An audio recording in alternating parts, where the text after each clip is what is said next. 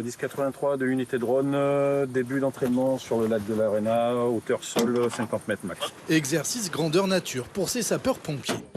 À l'arrière de leur véhicule, tout le matériel nécessaire. Et il tient dans la main des drones capables de voler et filmer, bien sûr, mais pas seulement.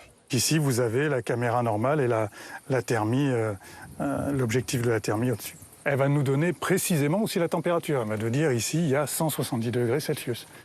Ce jour-là, l'entraînement a lieu près du lac de l'Arena, à Roquebrune-sur-Argent. Mise en route. Décollage. Attention, décollage. Pour chacune de leurs missions, les sapeurs-pompiers dronistes sont au nombre de 2, l'un pilote, tandis que le second... Il y a un oiseau qui vient de se poser, c'est un rapace. D'accord. Qui ne prenne pas peur, il est posé dans l'arbre. Alors moi, je lui assure la sécurité au sol et en l'air pour qu'il ait qu'à se concentrer sur la radiocommande et sur son télépilotage. Grâce au drone, l'objectif est d'avoir une cartographie précise du feu. Superficie, vitesse du vent, foyer ou reprise. Sur l'écran du télépilote, toutes sortes de données sont recueillies. J'ai la possibilité d'afficher une température d'alerte. Elle est réglée sur 100 degrés, ce qui me convient.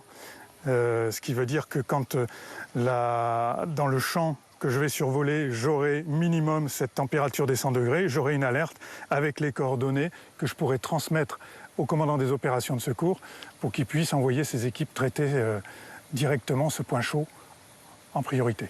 Des images transmises en temps réel au centre opérationnel de secours. Outil devenu indispensable dans la lutte contre les incendies, le drone offre désormais un temps d'avance aux pompiers.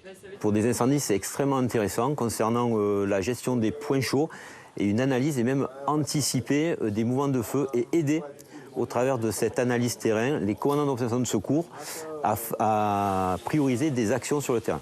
Dans le Var, jusqu'à 300 pompiers sont prêts à intervenir en cas de départ de feu.